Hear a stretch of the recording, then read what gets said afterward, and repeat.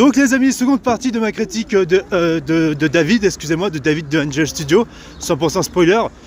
Franchement, l'animation en plus est magnifique. Certes, c'est de l'animation 3D, mais par rapport au chara design des personnages qui sont très distinctifs par rapport à leur personnalité, que ce soit les quelques frères de David, que ce soit la petite sœur de David, bien sûr, que ce soit aussi la mère, le père. Il y a vraiment un design qui a été travaillé pour chaque personnage, tu vois, qui reflète bien leur personnalité, tout en chacun. Et Goliath, juste, c'est un méchant exceptionnel. Franchement, il est imposant. En plus, l'aspect gigantisme, l'aspect masse est impressionnante, justement avec quelques panneaux verticaux, plutôt horizontaux, désolé, qui montrent bien l'étendue de l'armée entière des Philistins et aussi des décors qu'on voit dans le film pour rendre le côté encore plus grandiose. Et pour revenir sur Goliath, c'est un personnage qui est très machiavélique, tu vois, qui est méprisable, tu vois, et méprisant envers ceux qui lui sont inférieurs.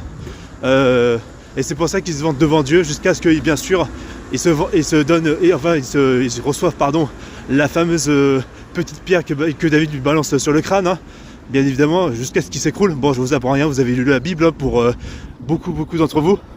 Donc voilà, tout ça pour vous dire que il y a un épique vraiment énorme. Les chansons sont magnifiques. C'est vrai qu'au début, la première chanson que j'ai écoutée avec David qui guide son troupeau, ah mais franchement ça m'a touché, j'ai failli pleurer, hein. Je vous jure, j'ai failli vraiment pleurer. Alors en plus, je pense que c'est ma chanson préférée, hein. Un personnage comme David qui est de pureté de cœur, alors qu'il aurait pu se retourner contre le roi, qui aurait pu le faire tomber.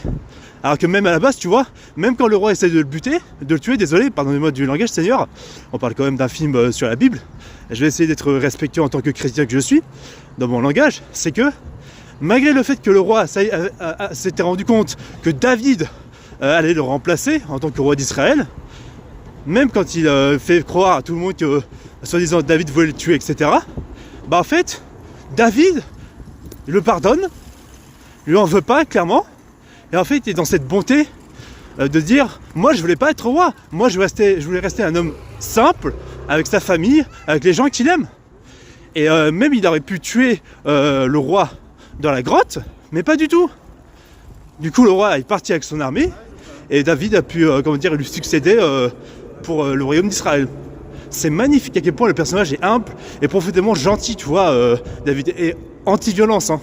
Il ne tue pas, il ne va pas frontalement contre ses ennemis, tu vois. C'est comme Tanjiro de Demon Slayer, mais sans la violence, si tu veux. Et franchement, ça ne peut être que magnifique dans la personnalité où vraiment il n'y a aucune rancune, il y a cette ouverture où en fait, mieux vaut faire le bien que le mal. Et ça, c'est vachement bien trouvé, notamment dans ce film-là.